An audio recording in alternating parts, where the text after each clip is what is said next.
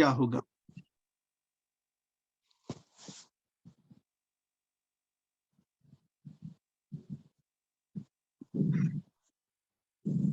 So in case of real equation of motion,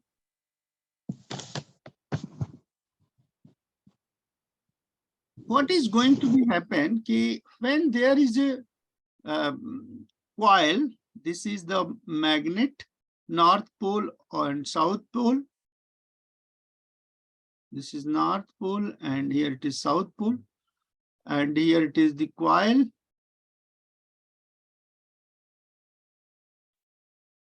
Current is flowing in the coil, I amount of current is flowing. This is the magnetic field. So torque is NIAB, and this torque is termed as deflecting torque. Deflecting torque. And then this torque is equal to minus C theta is restoring torque. This is restoring torque. है ना, दो torque आपके हो गए, एक deflect करता है, एक रिस्टोर करता है। लेकिन इस पूरे मोशन में डैम्पिंग क्या है? डैम्पिंग, व्हाट इज डैम्पिंग, है ना? तो पूरे मोशन की डैम्पिंग को यदि हमें देखना है तो हम एक सिंपल पेंडुलम की बात यदि कर लें, वहां से शुरू करते हैं कि एक सिंपल पेंडुलम है सपोज, और इस सिंपल पेंडुलम को आपने ऑसिलेट कर दिया और ऑसिलेट करके एक मोशन टाइम पीरियड के लिए छोड़ दिया। तो थोड़े दिन बाद क्या होता है कि इसका जो मोशन है ना, इसका मोशन है वो धीरे धीरे कम होने लगता है, एम्पलीट्यूड धीरे धीरे कम होने लगता है। जैसे ये यदि है एक्चुअल आइडियल केस के लिए, तो जो हमारे पास रियल इक्वेशन बनेगा, वेव बनेगा, वो कुछ इस तरह से बनेगा।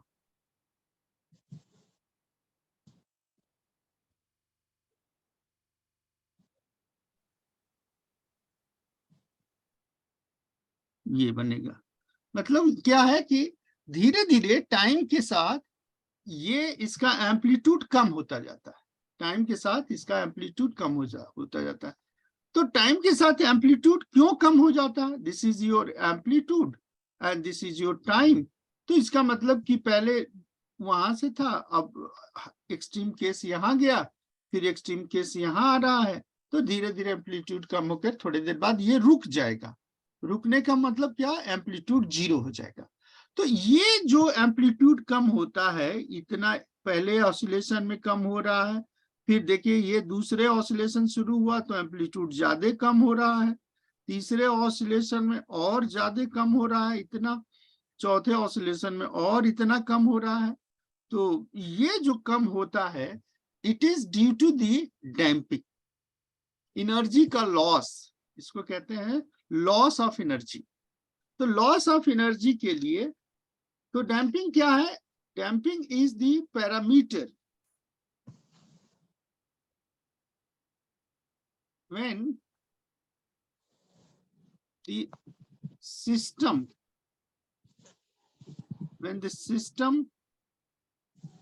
oscillate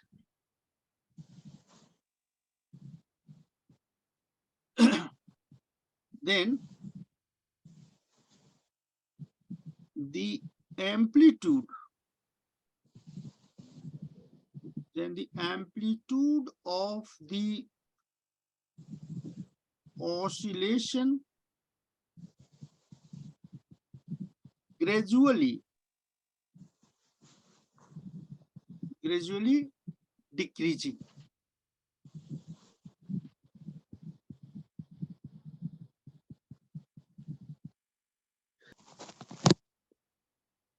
आप जो है एम्पलीट्यूड नहीं जानते हैं, जब इक्वेशन लिखा जाता है maximum displacement in one direction, ये जो है एक डायरेक्शन में जो जा रहा है, this is the amplitude in A one side, है ना? Is it? Yes sir, yes sir, yes sir. Maximum deflection in one side. तो जैसे जैसे टाइम बीतता है वैसे वैसे क्या होता है, एम्पलीट्यूड धीरे धीरे घटता जाता है ना? तो when the system oscillates then the amplitude of oscillation gradually decreasing due to the opposing forces,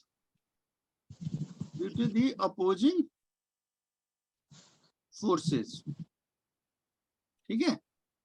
अब the nature of opposing forces,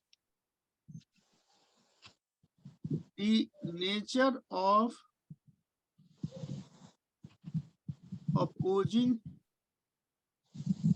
forces in the galvanometer, है ना? अब हम सिंपल पेंडुलम से अलग होकर के गैलोमीटर में आएंगे। गैलोमीटर में क्या होगा? पहला होगा एयर, है ना? पहला क्या होगा? एयर होगा।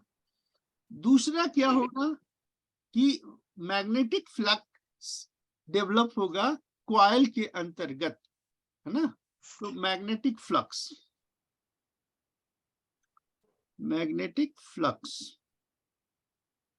और तीसरा क्या होगा कि यदि फ्रेम मेटल का है तो there is a development of eddy current, है ना? Eddy current. तीन चीज होगा।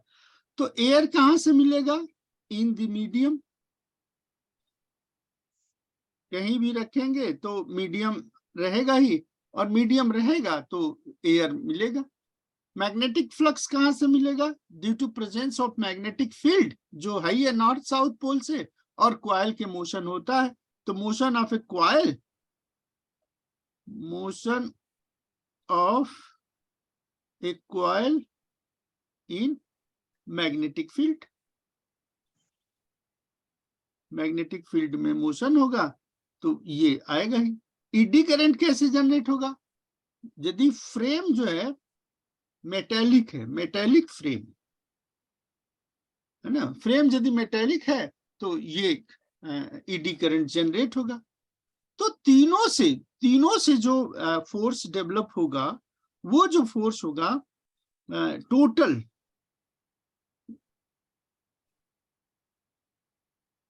टोटल फोर्सेस, कौन सा?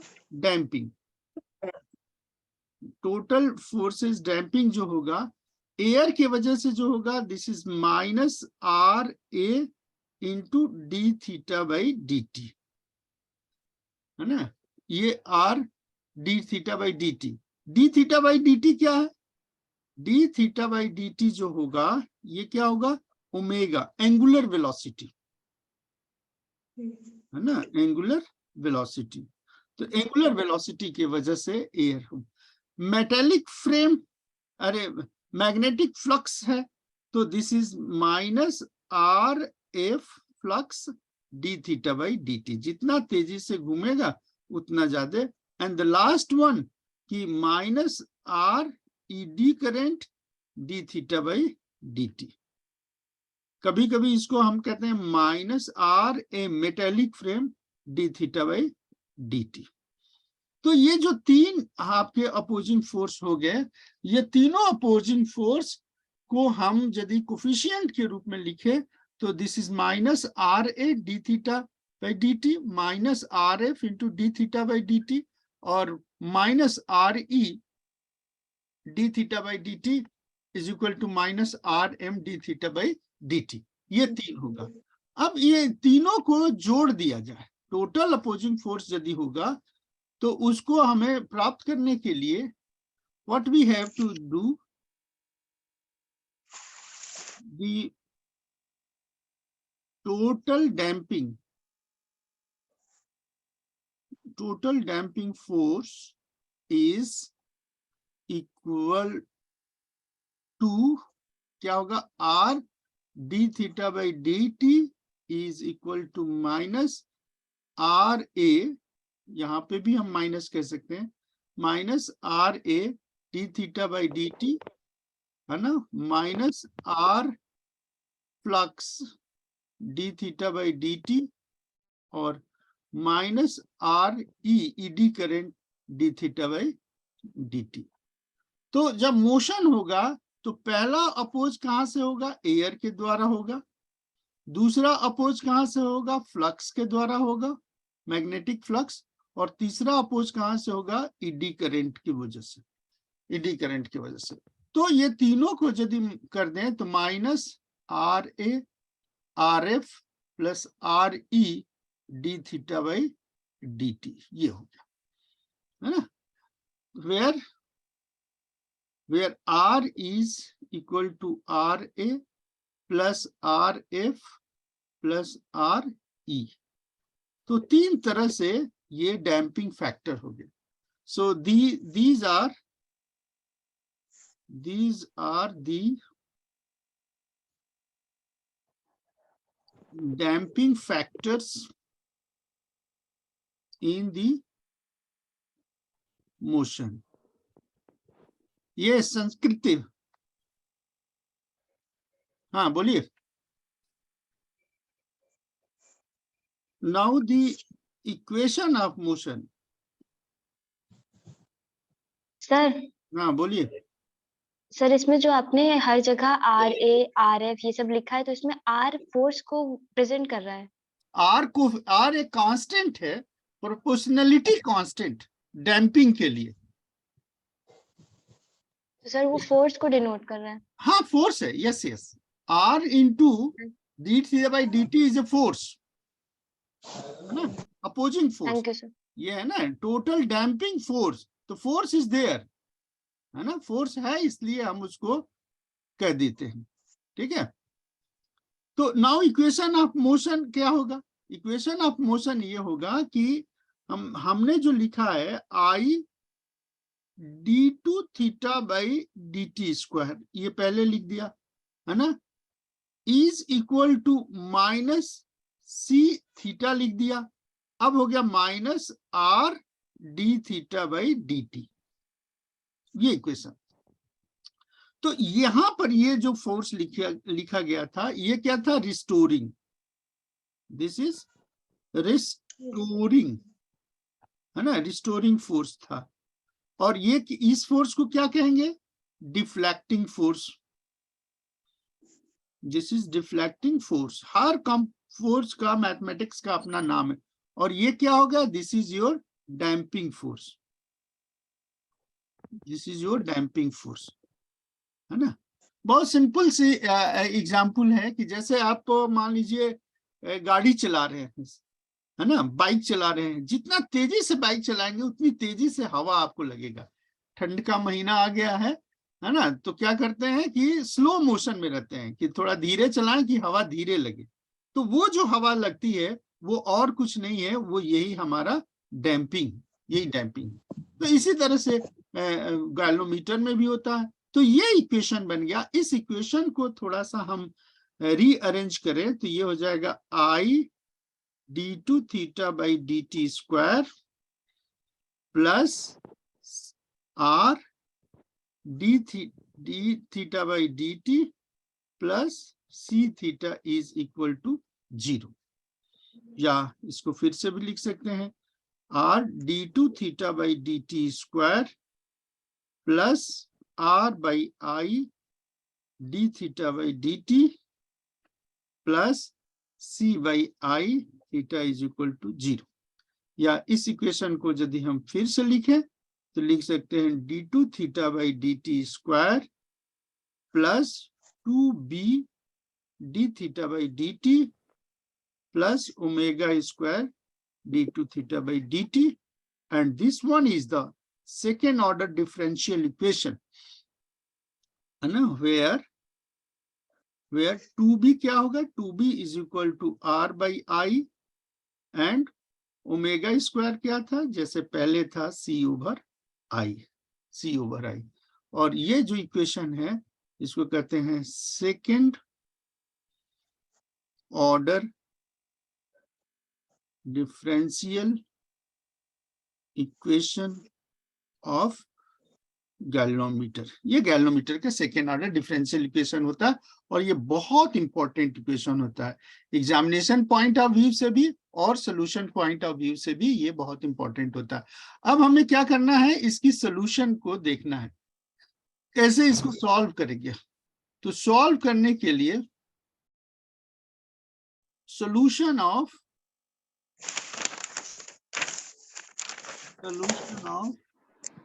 सेकेंड ऑर्डर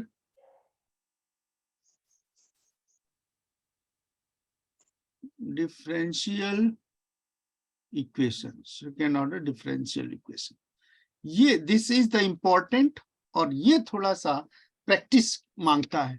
और ये इक्वेशन करीब 3-4 बार आपको करना पड़ेगा पूरे सेकेंड पेपर की फिजिक्स में, इसलिए इसको बहुत ध्यान से आप करिए। यदि हमें इसको शॉर्ट में लिखना हो तो क्या लिखेंगे, theta double dot plus 2b theta dot plus omega square theta is equal to 0। क्यों? क्योंकि थीटा डबल डॉट जो होगा उसको लिखते हैं d2 theta by dt square और थीटा सिंगल डॉट का मतलब हो गया d थीटा बाई dt। ठीक है, अब ये चीज जहां अब यहां से जब हम कर रहे हैं इसको बड़े ध्यान से देखिएगा क्योंकि कई बार ये रिपीट करना पड़ेगा आपको। So let the solution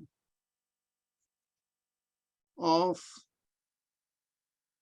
above equation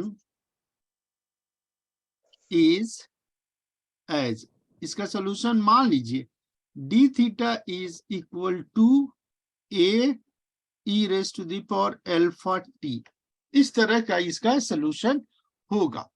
तो यदि इसका मान लेते हैं सॉल्यूशन होगा तो सॉल्यूशन का कंडीशन क्या है वो हमें निकालना है। वो कैसे निकलेगा, ऊपर के जो इक्वेशन है, suppose this one is equation number 1, इस इक्वेशन में इसको हम सब्स्टिट्यूट करेंगे तो ये होगा इक्वेशन नंबर 2। अब इक्वेशन नंबर 1 में क्या है, एक तो थीटा है डॉट माने फर्स्ट ऑर्डर डिफरेंशियल और दूसरा है theta double dot second order differential.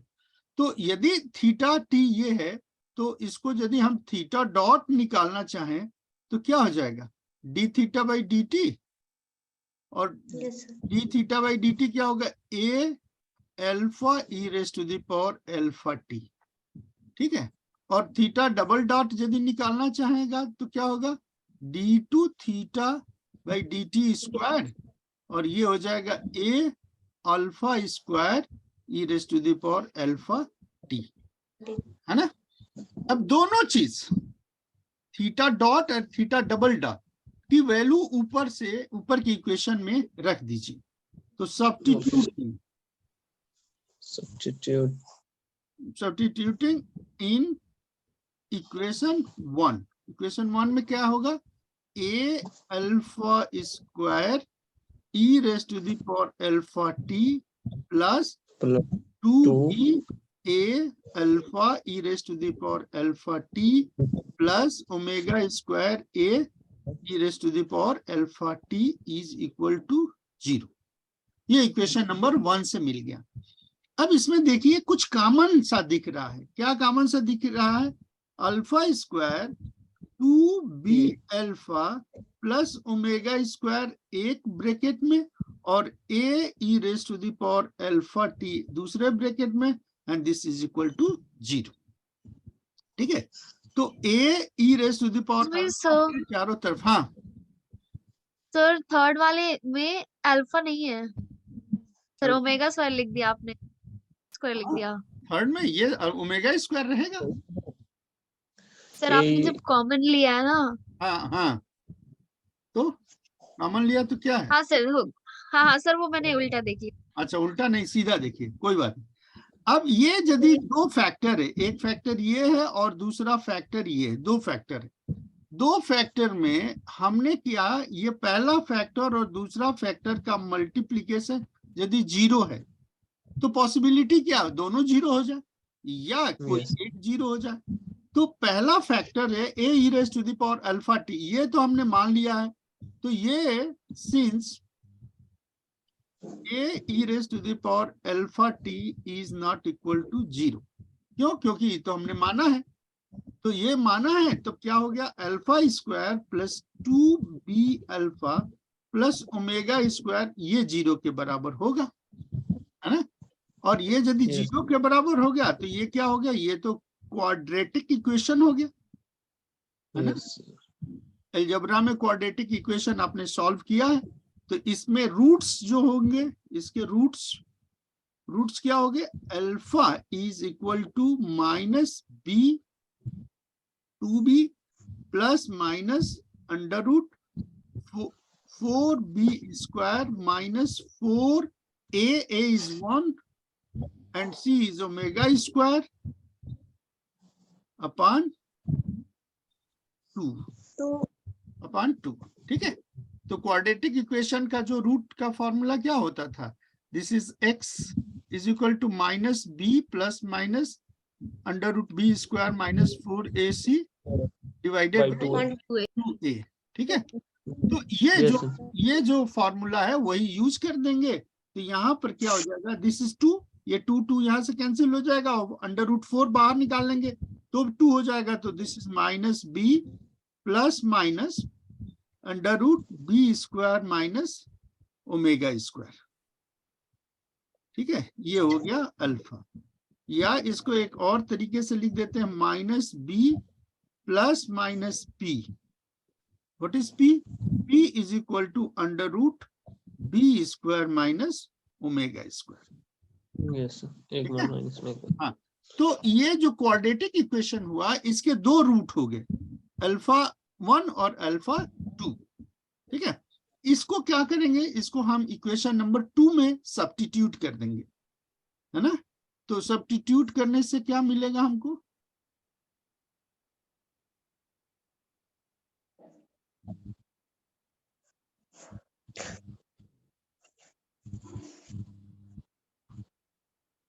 substituting the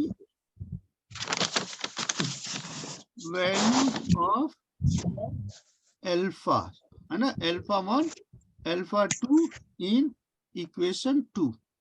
तो इक्वेशन 2 क्या है, इक्वेशन 2 है theta t is equal to a e raise to the power alpha t है। अब इसमें अल्फा 1 करेंगे तो this one is a1 e raise to the power alpha 1 t plus a2 e raise to the power alpha 2 t, है ना। This can be written as alpha t is a1, alpha 1 का मान क्या है, minus B, है ना, minus P E raise to the power t, और plus a2 e raise to the power alpha 2 का मान क्या है, minus B plus p t, ये 2 हो गया। And this one is suppose to be equation number 3। ये सॉल्यूशन का असली फॉर्म। अभी इसमें क्या है, इसमें जो है a1 और a2 की वैल्यू अननोन है, तो a1 a2 की वैल्यू हम नोन करेंगे। नोन करने के लिए क्या करेंगे, इनिशियल कंडीशन लगाएंगे, यूजिंग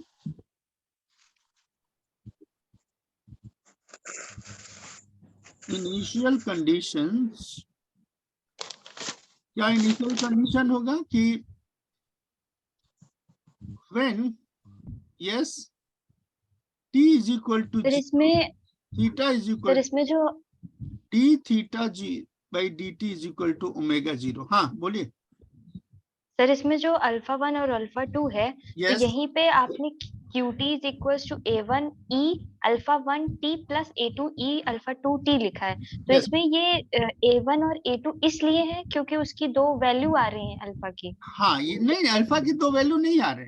लीनियर इक्वेशन में हमने 2 रूट को ब्रेक कर दिया, तो कोफिशिएंट ए की जगह पे A1 A2 2 कोफिशिएंट हो गया, उसी से मिलते जुलते। अब ये कोफिशिएंट कितना होगा उसको निकालना है ना। उसके निकालने के लिए इनिशियल कंडीशन हम यूज करेंगे। इनिशियल कंडीशन क्या है कि जब टाइम 0 होगा तो करंट 0 होगा, करंट जीरो होगा तो डिफ्लेक्शन नहीं होगा, डिफ्लेक्शन नहीं होगा तो थीटा का मान जीरो होगा। तो D theta by D T at T is equal to zero can be taken as omega zero, है ना। तो चलिए इसको रख देते हैं। तो क्या होता है कि in equation number 3, from equation 3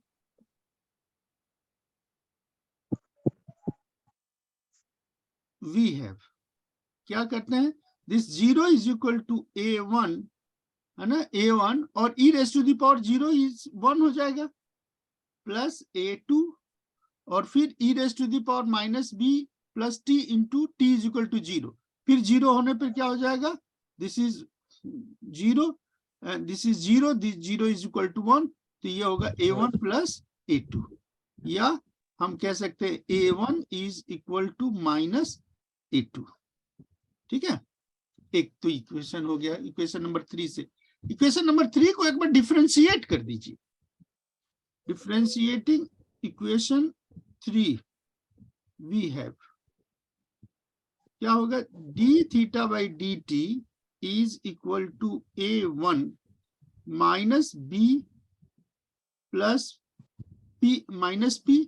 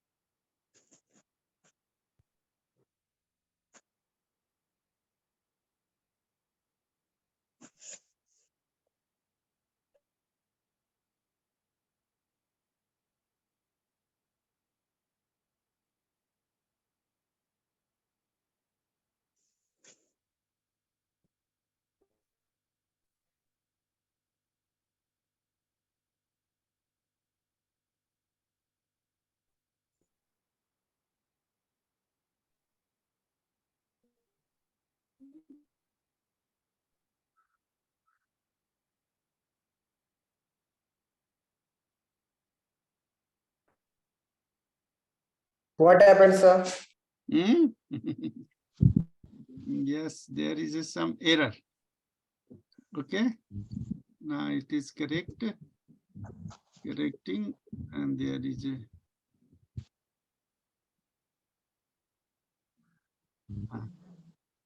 दिख गया? Yes, sir. Okay. Yes, sir. So this value is where it is, this value कहाँ चला गया? ये तो बहुत कुछ पीछे हो गया। Back पे आ गया, sir. अरे ये भी नहीं।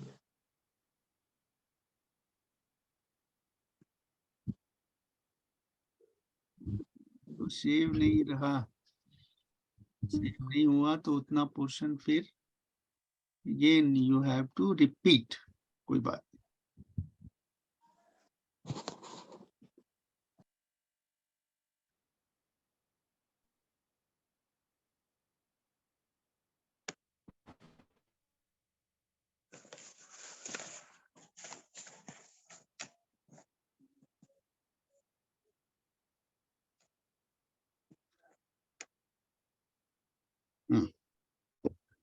चलिए quickly we are doing, that is theta t is equal to a e raised to the power alpha t, that is a1 e raised to the power alpha 1 t plus a2 e raised to the power alpha 2 t, और initial condition,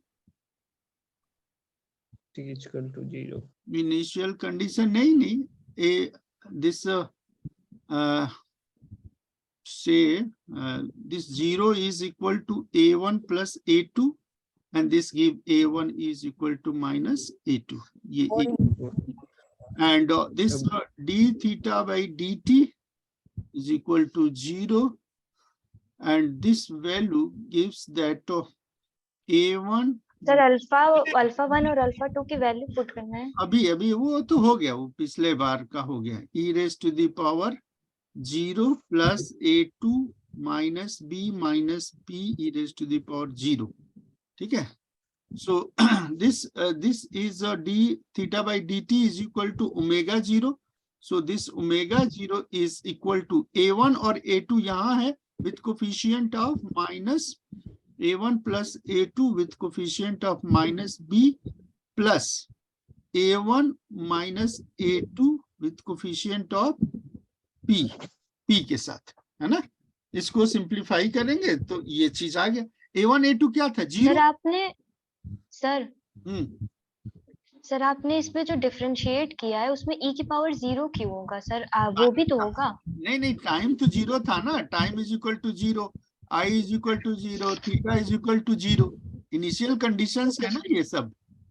initial condition में ये हो गया, तो जो first differential हुआ d theta by dt, this is equal to omega 0।